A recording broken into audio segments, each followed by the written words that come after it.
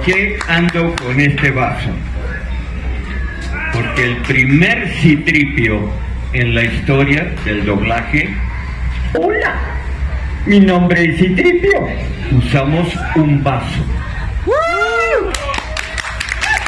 Para aquellos que no lo saben, el primer Star Wars, episodio 4, 5 y 6, no se dobló en México, se dobló en los Estados Unidos en la primera empresa mexicana de doblaje en Hollywood. Éramos todos actores mexicanos. Chicos, es un honor para mí estar entre tanto talento. Digo tanto talento porque yo nací en un país muy lejano a este, pero irónicamente, yo cuando era chavo, me encantaba leer las revistas mexicanas. Y crecí con las revistas mexicanas. Con el correr de los años empiezo a viajar por el mundo y las revistas más destacadas de habla hispana en todo el mundo no son las españolas, no son las sudamericanas, son las mexicanas. O sea, chicos, hay talento, pero talento en serio aquí. Es un país que lamentablemente no tenemos que depender de nadie.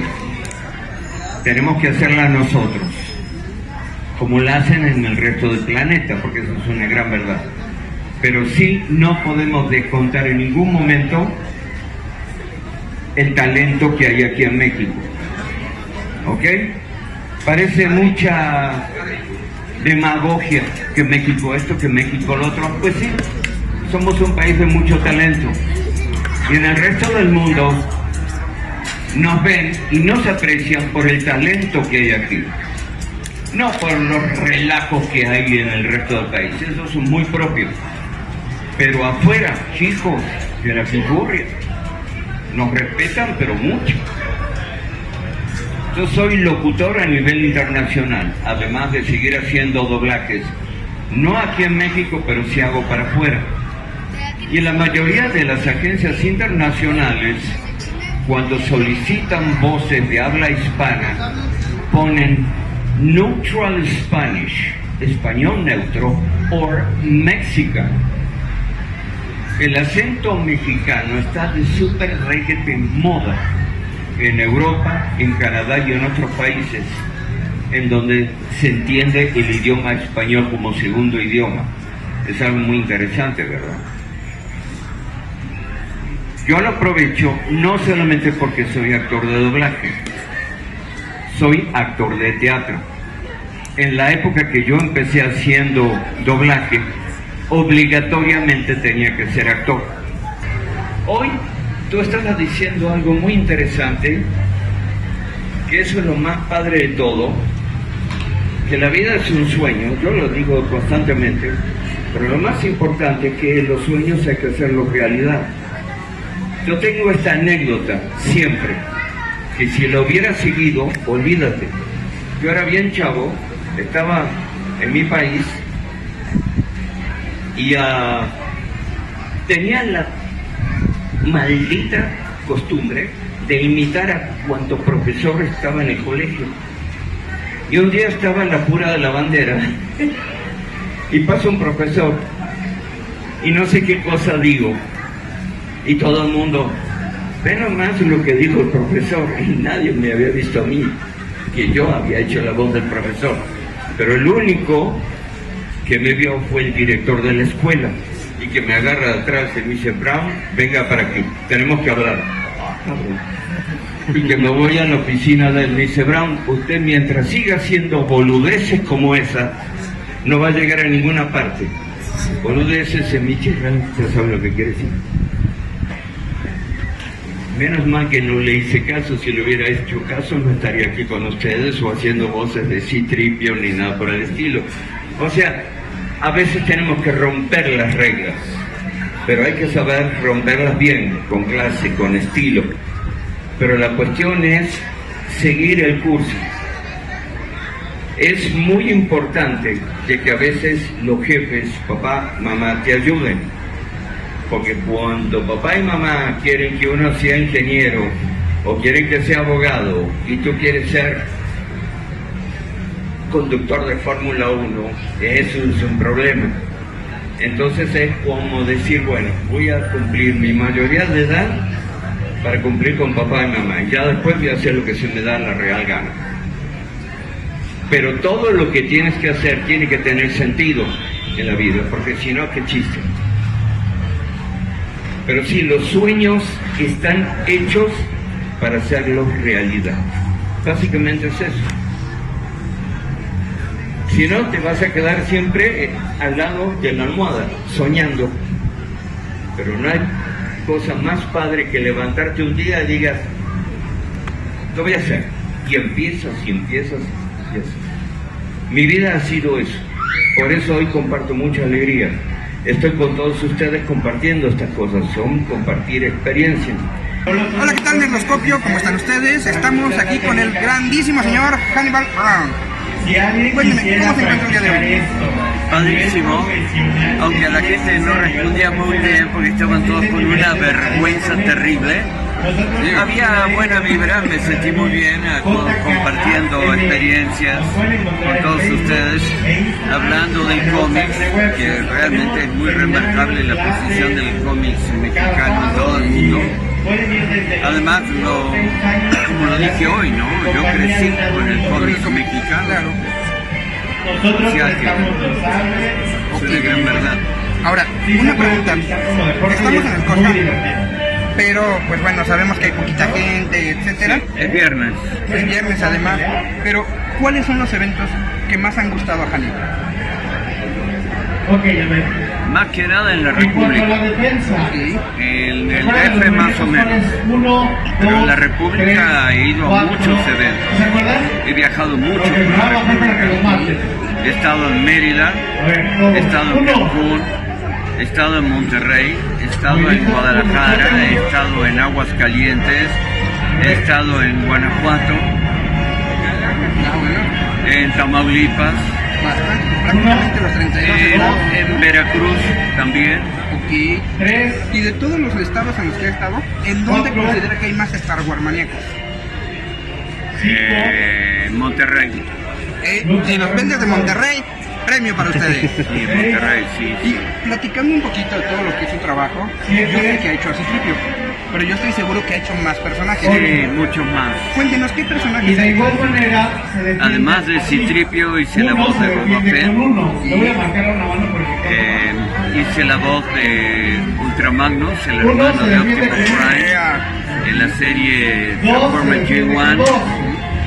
El conde decapitado en Mazinger Z, el papá de Sandy Bell, personajes libres de los primeros Little Ponies, que eran todos cantados, y los primeros ponies se doblaron en 1978. O sea que los Little Ponies ya tienen sus añitos y lo siguen doblando, eso sí lo sé. En una serie de películas, las primeras de James Bond, hice el viejo Q.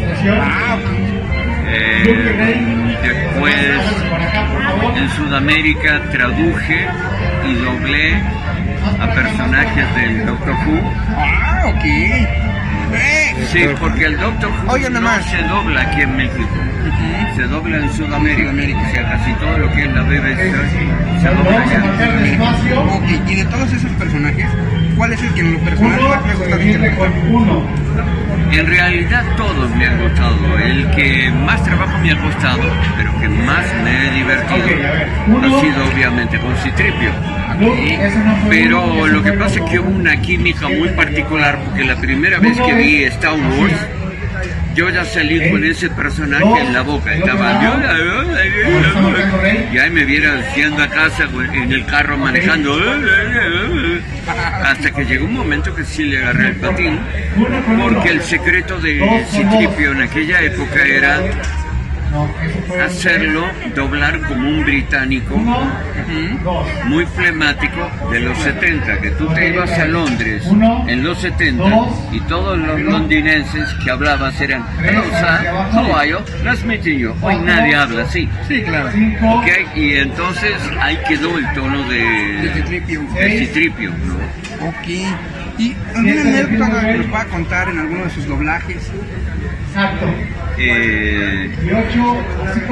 La anécdota que más risa me dio fue la de Citripio, Ok, que nos cuando no atinaban cómo hacerle el tono.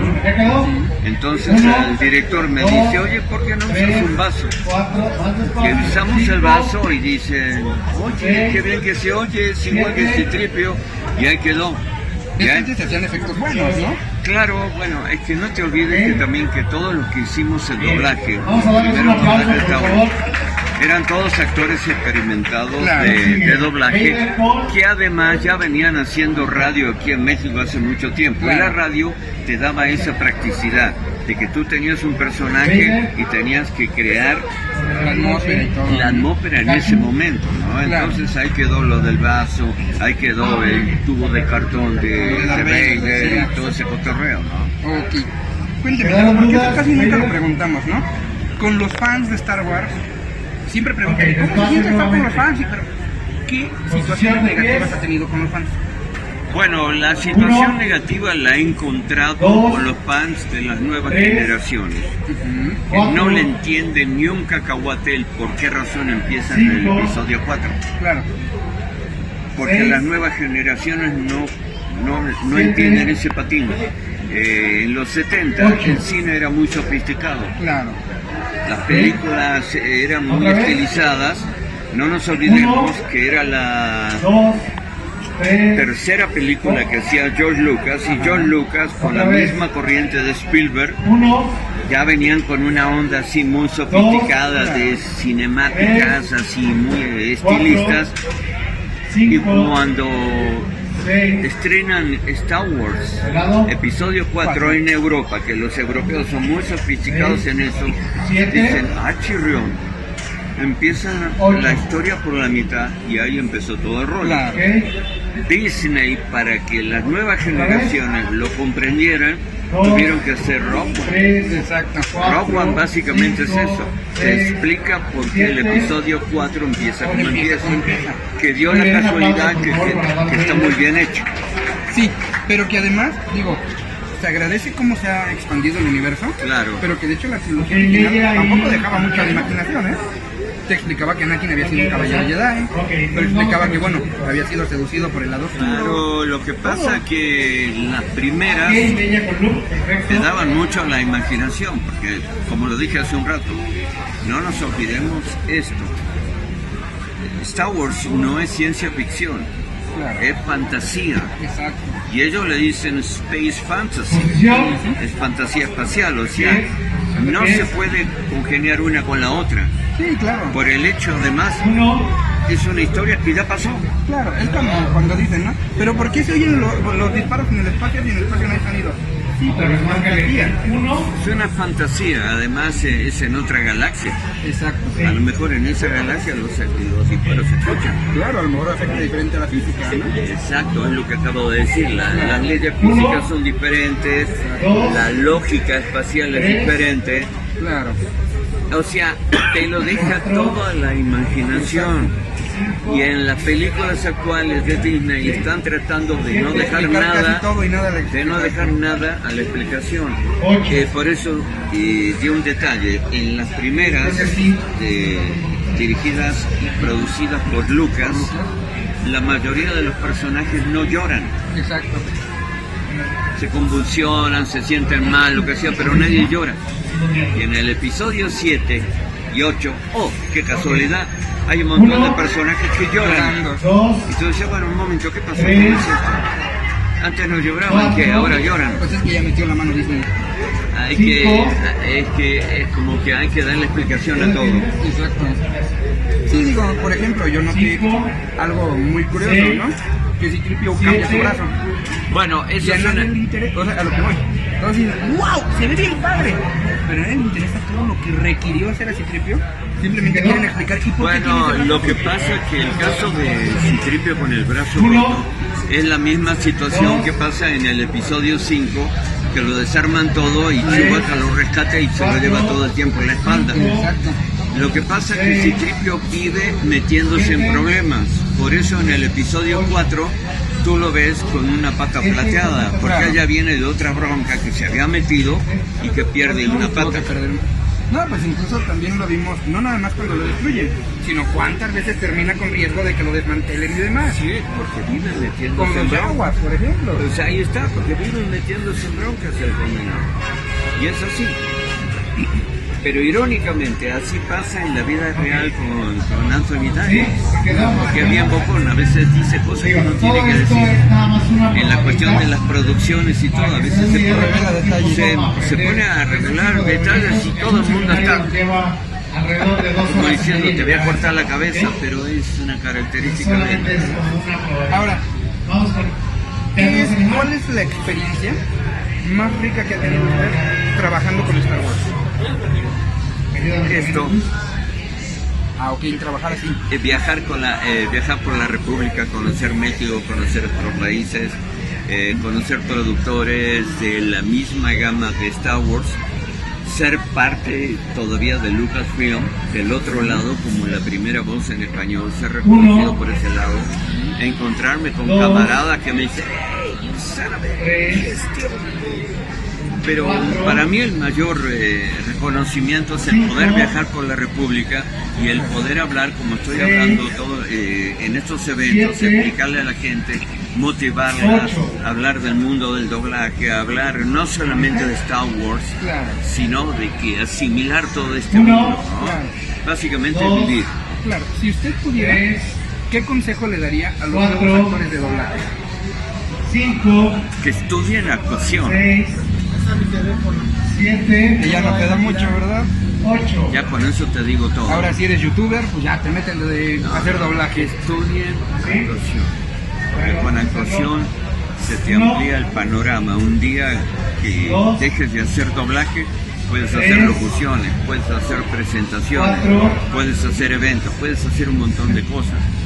Si eres nada más disque locutor de doblaje o youtuber, sales de ahí, y yo he visto muchos youtubers ahí en el escenario y a los 10 minutos no saben qué hacer ahí en el escenario.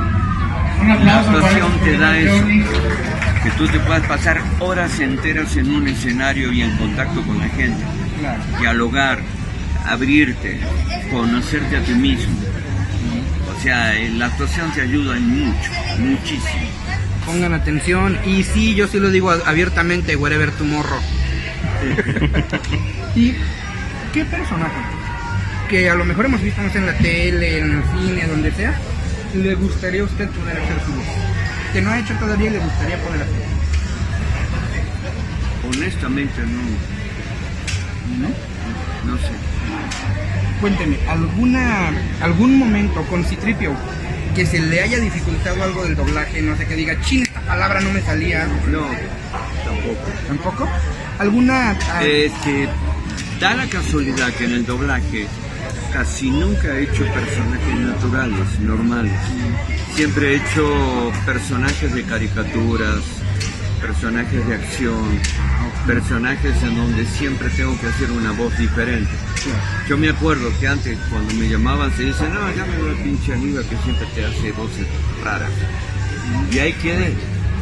Ahora si me piden a mí hacer la actuación de un actor normal, es muy raro, me siento raro, porque estoy acostumbrado a hacerte voces así, Sí, claro.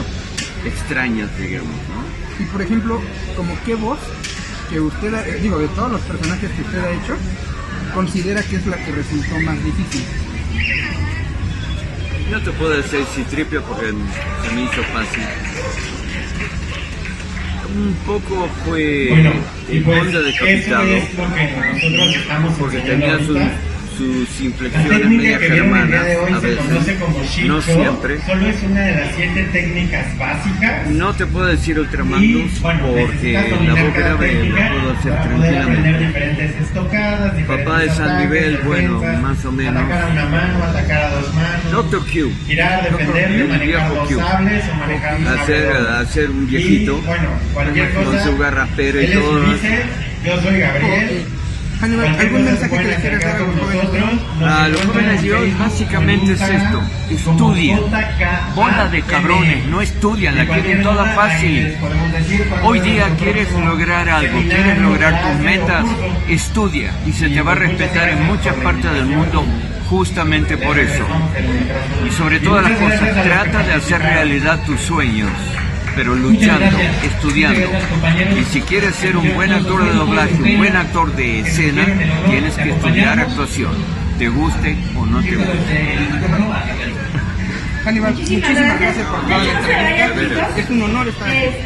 Quiero contarles Muchas un gracias. poquito de la Ya estoy experiencia mañana todo el de día yo y como pasado, conocí. hacer cualquier cosa. Resulta que Hay una urgía, hace como un porque mes ¿qué crees que los del Nerdoscopio ya querían la entrevista? un evento para recaudar croquetas y ahí llegó Muchísimas una gracias. querida amiga que se llama, No hay broma. bueno, no se llama, tiene su nombre.